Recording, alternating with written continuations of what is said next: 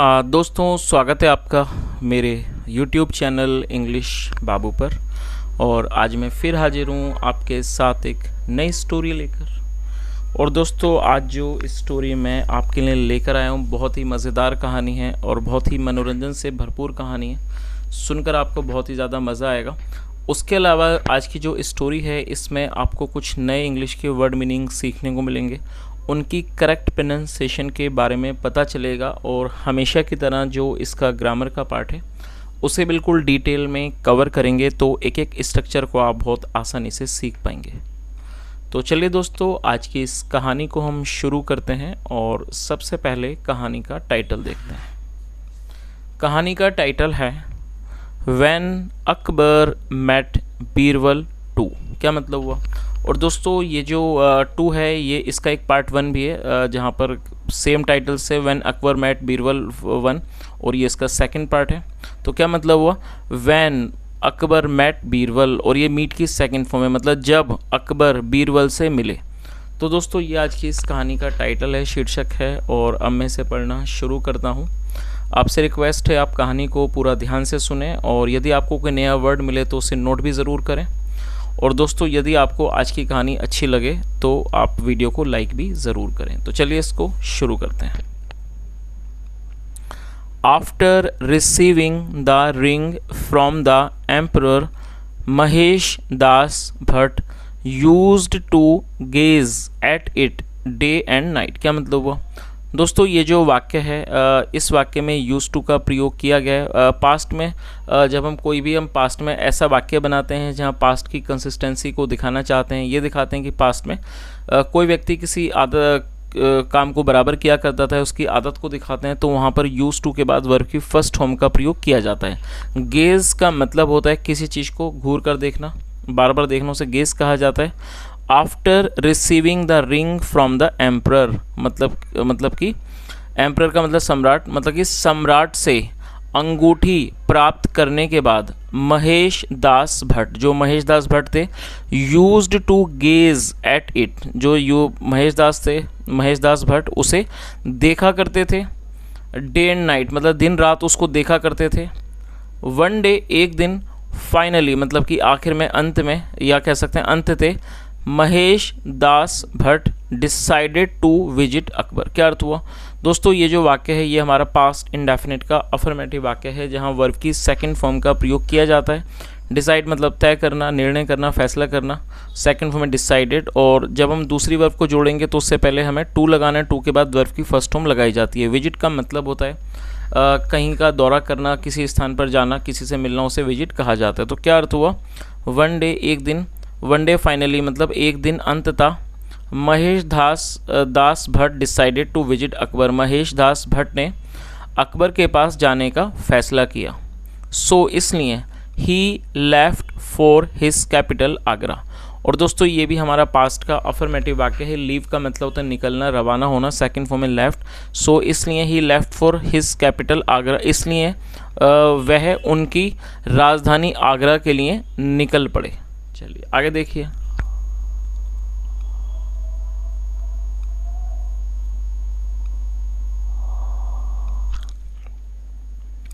When he reached the palace, the gatekeeper stopped him from going inside. क्या अर्थ हुआ?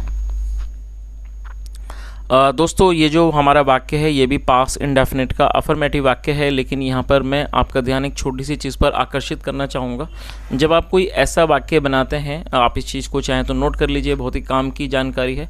जब आप कोई ऐसा वाक्य बनाते हैं जहाँ वाक्य के बीच में बिफोर, आफ्टर, विदाउट या फिर फ्रॉम आएगा, तो यदि आप इन शब्दों के बाद वर्ब का प्रयोग करना चाहते हैं तो आपको वहाँ पर वर्ब की फोर्थ फॉर्म का प्रयोग करना होगा।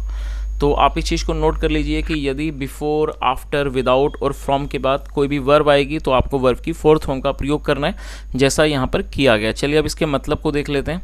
When he reached the palace, reach मतलब पहुँचना, सेकंड फॉर्म में reached. When he reached the palace मतलब जब वह महल पहुँचे।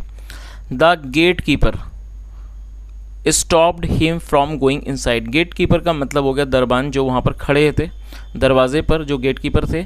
स्टॉप्ड हिम उसने उनको रोका, फ्रॉम गोइंग इनसाइड मतलब उसने उनको अंदर जाने से रोका। The young boy showed him the emperor's ring. क्या अर्थ हुआ? और दोस्तों यहाँ पर एम्परर के बाद एपिस्ट्रोफी एस है, जिसका अर्थ होता है काके की। जब हम किसी नाम या व्यक्ति के साथ कुछ जोड़ना चाहते हैं तो एपिस्ट्रोफी एस का प्रयोग किया जाता है। शो का मतलब दिखाना और सेकंड फॉर्म है शोड। तो क्या अर्थ हुआ? द यंग बॉय, जो ये जवान या मतलब कि नवयुवक था, यंग बॉय मतलब नवयुवक, जो ये नवयुवक था, showed him the emperor's ring, उसने उसे सम्राट की अंगूठी दिखाई। Then the gate keeper cooked up an idea in his mind. Cook up का मतलब होता है बनाना, सेकंड में कुकड अप। तो क्या अर्थ हुआ? देन फिर द गेट कीपर, वो जो गेट कीपर था, वो जो दरबान था, cooked up an idea in his mind, उसने अपने दिमाग में एक विचार बनाया। सीन्स, क्योंकि he was a very greedy man. और दोस्तों ग्रीडी एक एडजेक्टिव है जिसका मतलब होता है लालची। सीन्स, क्योंकि he was a very greedy man, क्योंकि वह बहुत लालची व्यक्ति था, लालची आदमी था। He thought of making profit out of a young Mahesh Das Bhatt. तो क्या मतलब हुआ? और ये थिंक का मतलब सोचना, सेकंड फॉर्म है थॉट। सो ही थॉट, उसने सोचा, of making profit out of young Mahesh Das Bhatt, और उसने उस मतलब कि युवा महेश दास भट्ट से प्रॉफिट मतलब कि फ़ायदा, मेक प्रॉफिट का मतलब होता है कि चीज़ का लाभ उठाना। तो इस पूरी लाइन का क्या मतलब हुआ कि क्योंकि वह बहुत लालची आदमी था, he thought of making profit out of young Mahesh Das Bhatt, उसने उस जवान या कह सकते हैं कि युवा महेश दास भट्ट से फ़ायदा कमाने की, फ़ायदा उठाने की उसने सोची। ये कह सकते हैं उसने लाभ उठाने की, या लाभ मेक प्रॉफिट का मतलब होता है लाभ करना, अपना लाभ करने की, उसके बारे में उसने सोचा। आगे देखिए, ही सेड, उसने कहा, हे बॉय मतलब कि लड़के, I will let you go inside. और दोस्तों इस वाक्य में लेट का प्रयोग किया गया है हेल्पिंग वर्ब के रूप में। लेट का प्रयोग वाक्यों में जब किया जाता है, जब हम ये दिखाते हैं कि किसी क्रिया को होने या नहीं होने देने के बारे में हम दिखाना चाहते हैं, तो लेट का प्रयोग हेल्पिंग वर्ब के रूप में किया जाता है। तो क्या अर्थ हुआ? हे बॉय मतलब कि लड़के, I will let you go inside, मैं तुम्हें अंदर जाने दूंगा, ओनली ऑन वन कंडीशन, मतलब सिर्फ एक शर्त पर। कंडीशन का मतलब शर्त, और दोस्तों कंडीशन का मतलब स्थिति, उसके अलावा कंडीशन का मतलब होता है शर्त। तो क्या अर्थ हुआ? उन्होंने उसने क्या कहा कि I will let you go inside only on one condition, मतलब मैं आपको अंदर सिर्फ एक शर्त पर जाने दूंगा। इफ़ यू अग्री, अग्री का मतलब होता है सहमत होना। इफ़ यू अग्री, यदि आप सहमत होते हो, टू इट, यदि आप इस बात पर सहमत होते हो। It will be good for you, ये आपके लिए अच्छी होगी, ये आपके लिए अच्छा होगा। और एल्स, वरना, और एल्स मतलब वरना। Forget meeting the emperor, forget मतलब भूल जाना, फॉरगेट मीटिंग द एम्परर, वरना सम्राट से मिलने के बारे में भूल जाओ। चलिए आगे देखिए, Mahesh Das Bhatt without taking time to think nodded yes. क्या अर्थ हुआ? दोस्तों नोड का मतलब होता है सर हिलाना। अक्सर आपने देखा होगा जब हम कोई व्यक्ति हमसे कुछ कहता है, पूछता है, तो कई बार हम अपने मुंह से कुछ ना बोल के सिर्फ सर हिला के अपनी सहमति दिखाते हैं। कई बार हम उस चीज़ में हाँ में सहमति दिखाते हैं, कई बार नहीं में। तो इस प्रक्रिया को नोड कहा जाता है, आप इसे नोट कर सकते हैं। NOD, नोड मतलब सर हिलाना, और सेकेंड फॉर्म है नोडेड। तो क्या अर्थ हुआ? Mahesh Das Bhatt without taking time, मतलब जो महेश दास थे उन्होंने बिना समय लिए, टू थिंक बिना सोचने के समय लिए, नोडेड यस, उन्होंने सर हिलाकर हाँ कहा। The gate keeper then continued saying, उसके बाद ये जो गेट कीपर था, दरबान था, देन फिर कंटिन्यूड सेइंग, वो उसने मतलब अपना कहना जारी रखा। If you get any rewards, rewards का मतलब इनाम, if you get any rewards from the emperor, क्या मतलब हुआ कि यदि आपको सम्राट से कोई भी इनाम प्राप्त होता है, गेट मतलब मिलना, प्राप्त होना, you will have to share the half of it with me. क्या अर्थ हुआ? और दोस्तों इस वाक्य में विल हैव टू का प्रयोग किया गया है। विल हैव टू का प्रयोग वाक्यों में जब किया जाता है जब हम किसी भी तरह की फोर्स को दिखाना चाहते हैं, कोई ऐसा वाक्य बनाते हैं जहाँ ये दिखाते हैं कि फ्यूचर में सब्जेक्ट के द्वारा कोई भी क्रिया किसी मजबूरी में, किसी फोर्स में या किसी कारणवश करनी होगी, तो विल हैव टू का प्रयोग हेल्पिंग वर्ब के रूप में किया जाता है फोर्स को वहाँ पर दिखाने के लिए। तो क्या अर्थ हुआ? और जो इस तरह का जो वाक्य है वो फ्यूचर फोर्स्ड एक्शन सेंटेंस कहलाता है। तो उसने क्या कहा? If you get any rewards from the emperor, मतलब यदि आपको सम्राट से कोई भी इनाम मिलता है, you will have to share the half of it with me, आपको मेरे साथ उसे आधा बांटना होगा। शेयर मतलब बांटना। यंग महेश दास भट्ट अग्रीड, जो ये नवयुवक महेश दास भट्ट थे, अग्रीड वो सहमत हो गए to the condition of the greedy gate keeper. तो पूरी लाइन का क्या अर्थ हुआ कि ये जो महेश दास भट्ट थे वो इस लालची गेट कीपर की शर्त पर क्या हुए, अग्री हो गए, मतलब कि सहमत हो गए। चलिए आगे देखिए। The gate keeper finally allowed him to enter the royal palace, क्या अर्थ हुआ। और दोस्तों अलाउ एक वर्ब है जिसका मतलब होता है किसी को अनुमति देना, सेकंड फॉर्म में allowed. The gate keeper finally allowed him, मतलब कि अंत में, अंत थे वो जो गेट कीपर था, दरबान था, उसने उन्हें अनुमति दी to enter the royal palace, मतलब उन्हें रॉयल पैलेस मतलब कि शाही महल में प्रवेश करने की अनुमति दी। Mahesh Das Bhatt was struck by the beauty of the palace, और ये जो महेश दास थे वो उस महल की जो सौंदर्य था, उस महल की जो सुंदरता थी उससे बिल्कुल स्ट्रक थे, बिल्कुल अचंभित थे। While walking inside, while walking inside मतलब कि अंदर चलने के दौरान, टहलने के दौरान, he kept on gazing at everything, और वो हर चीज़ को बड़े मतलब कि घूरते रहे, बड़े ध्यान से देखते रहे। ही फाउंड फैसिनेटिंग, और मतलब उन्हें वो बहुत ज़्यादा फैसिनेटिंग लगी। फैसिनेटिंग का मतलब होता है ऐसी चीज़ जो मंत्रमुग्ध कर दे, जिस पे व्यक्ति जो बहुत अच्छी चीज़ लगे उसे फैसिनेटिंग कहा जाता है। जब ऐसी कोई चीज़ हो जिस पर व्यक्ति मोहित हो जाए तो मंत्र मुग्ध कर देने वाली चीज़ों को फैसिनेटिंग कहते हैं। तो क्या अर्थ हुआ कि अपने मतलब वहाँ पर महल के अंदर टहलने के दौरान तो वो हर चीज़ को बहुत मतलब कि गौर से और घूर के देखते रहे। ही फाउंड फैसिनेटिंग मतलब जो भी उन्हें अच्छा लगा। फाइनली अंततः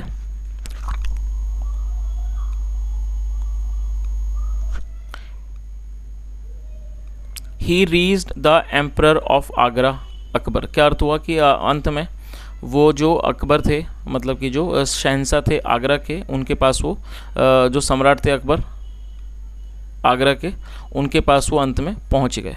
चलिए आगे देखिए।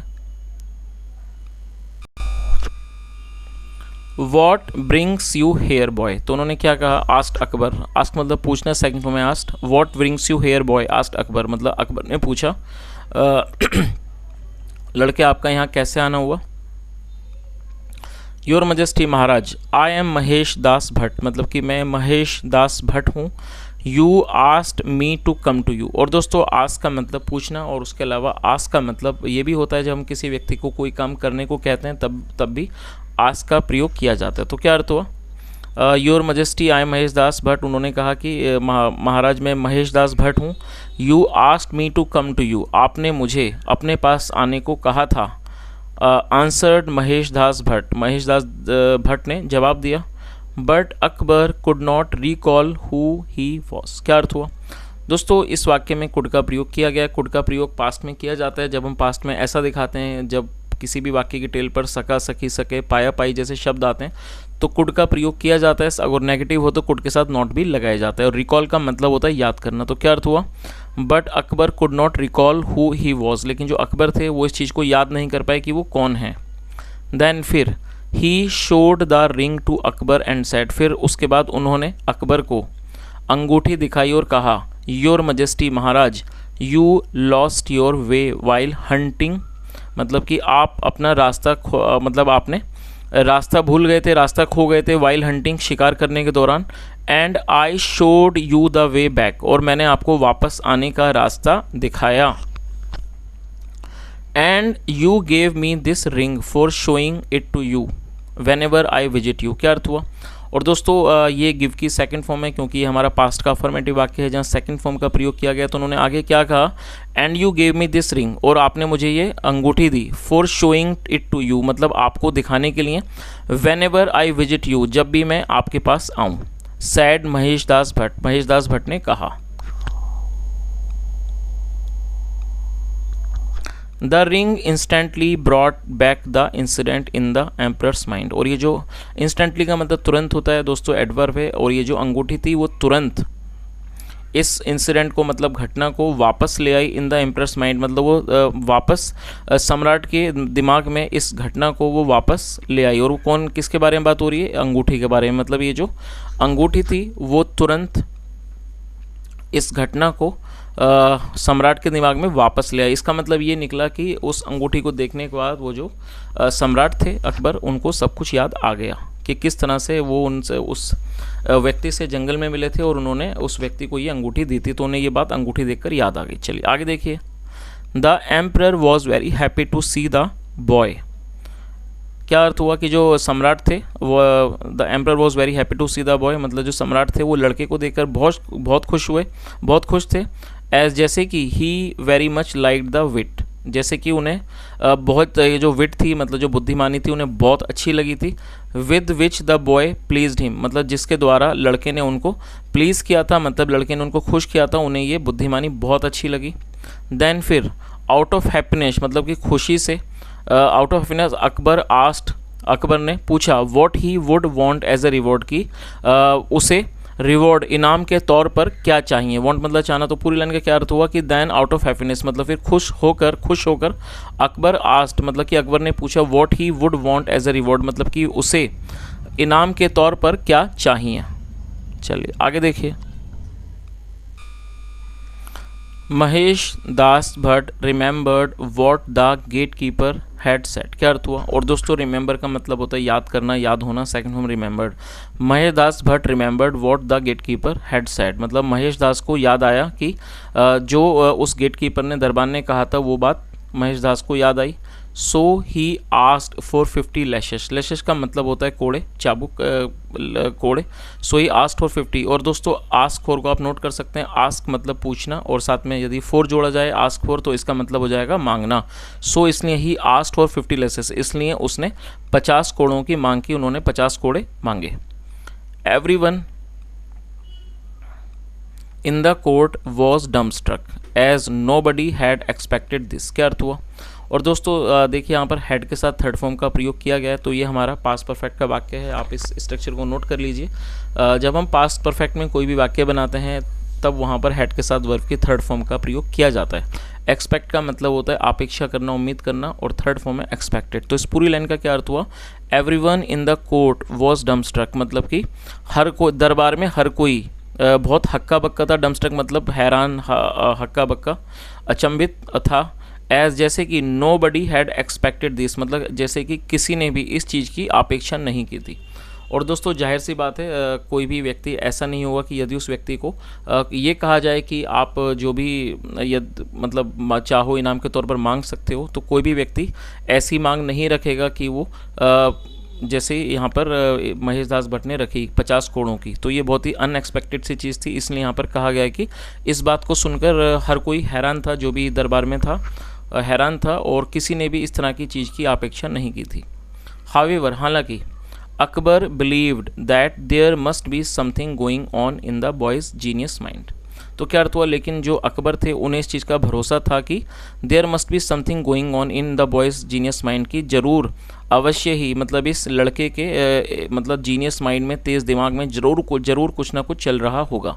सो इसलिए he ordered a courtier to fulfil the wish of the boy. इसलिए उन्होंने, ऑर्डर का मतलब आदेश देना, सेकंड फॉर्म में ऑर्डर, इसलिए उन्होंने एक दरबारी को आदेश दिया to fulfil the wish of the boy, मतलब लड़के की इच्छा को पूरी करने का एक दरबारी को उन्होंने आदेश दिया। चलिए आगे देखिए।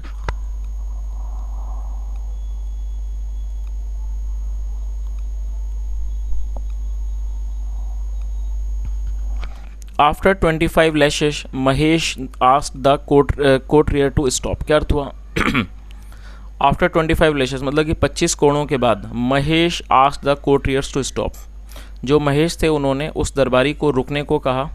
एंड देन, और फिर he recited the episode of the gate keeper to him. और दोस्तों रिसाइट का मतलब होता है किसी चीज़ को कहना, किसी चीज़ के बारे में बताना सही से, उसे रिसाइट कहा जाता है, या किसी चीज़ का दोबारा से वर्णन करना। तो क्या अर्थ हुआ कि and then he recited the episode of the gate keeper to him, और उसके बाद उन्होंने उनको, और हिम किसके बारे में बात हो रही है? सम्राट के बारे में, मतलब कि उनको ये जो घटनाक्रम था, एपिसोड था गेट कीपर का, उसके बारे में उन्होंने उनको वर्णन किया, उसके बारे में उन्हें बताया।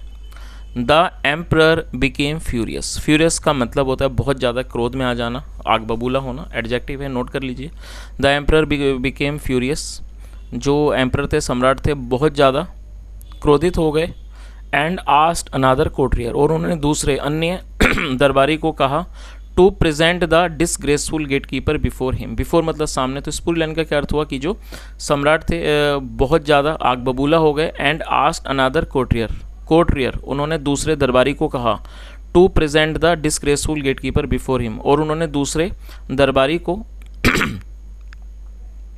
उस डिसग्रेसफुल मतलब घटिया गेट कीपर को अपने सामने पेश करने को कहा। प्रेजेंट का मतलब पेश करना।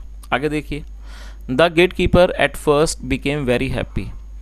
और ये जो गेट कीपर था वो पहले तो बहुत ज़्यादा खुश हो गया, एज जैसे कि ही थॉट उसे लगा that he would be getting half of the reward, क्योंकि लगा कि उसे आधा जो इनाम है वो प्राप्त होगा, आधा इनाम मिलेगा।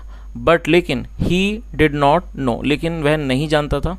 और दोस्तों ये जो हमारा वाक्य है ये पास्ट इंडेफिनिट का नेगेटिव वाक्य है। जब हम पास्ट इंडेफिनिट में कोई भी नेगेटिव का वाक्य बनाते हैं तो वहाँ पर सब्जेक्ट के बाद डिड नॉट का प्रयोग किया जाएगा, साथ में वर्ब की फर्स्ट फॉर्म। तो नो मतलब पता होना, जानना। But he did not know, लेकिन वो नहीं जानता था दैट की 25 lashes were waiting for him. तो इस पूरी लाइन का क्या अर्थ हुआ कि वो नहीं जानता था कि 25 कोड़े उसका इंतज़ार कर रहे हैं, were waiting for him. Akbar fired the gate keeper and ordered 50 lashes and 5 years of imprisonment. Fire का मतलब होता है किसी व्यक्ति को काम से निकाल देना। जो अकबर थे, फायर्ड द गेट कीपर, उन्होंने गेट कीपर को नौकरी से निकाल दिया। एंड ऑर्डर्ड 50 लैशेस, और उसे 50 कोड़ों का आदेश दिया। एंड 5 years ऑफ इम्प्रिजनमेंट, और 5 साल के कारावास का उसको आदेश दिया। चलिए आगे देखिए। Seeing the impressive intelligence of Mahesh Das Bhatt, Akbar appointed him as his dewan and named him Birbal. क्या अर्थ हुआ?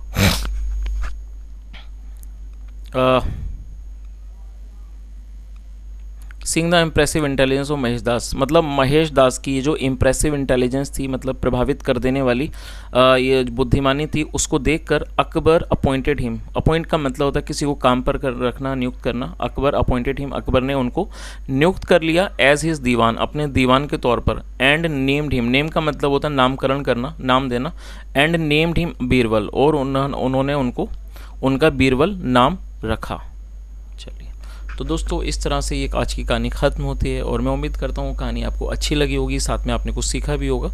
यदि आपने आज की कहानी में कुछ सीखा और मेरा पढ़ाने का प्रयास आपको अच्छा लगा हो तो आपसे रिक्वेस्ट है वीडियो को लाइक करें, शेयर करें, चैनल को दोस्तों ज़रूर सब्सक्राइब करें।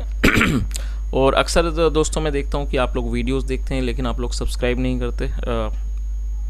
लेकिन दोस्तों मैं आपको बताना चाहूँगा कि वीडियोस बनाने में बहुत ही ज़्यादा मेहनत लगती है, काफ़ी ज़्यादा एफर्ट होता है। और आज मेरी तबीयत भी ठीक नहीं है, उसके बाद भी मैं वीडियो बना रहा हूँ, क्योंकि दोस्तों काफ़ी ज़्यादा मेहनत होती है। तो आप इस चीज़ को समझ ही सकते हैं। और मैं पूरी कोशिश करता हूँ कि हर वीडियो में आपको कुछ ना कुछ अच्छा प्रोवाइड करने की, नए नए वोकैब्स प्रोवाइड करने की। तो आपसे बस ये छोटी सी दोस्तों रिक्वेस्ट है कि यदि हो सके तो आप ज़रूर सब्सक्राइब करें। आपके एक छोटे छोटे सब्सक्राइब करने से दोस्तों मोटिवेशन मिलता है। मोटिवेशन बहुत ही ज़्यादा ज़रूरी है आगे वीडियो बनाते रहने में। तो आपसे रिक्वेस्ट है आप ज़रूर सब्सक्राइब करें। सुनने के लिए thank you so much. Have a nice day and bye.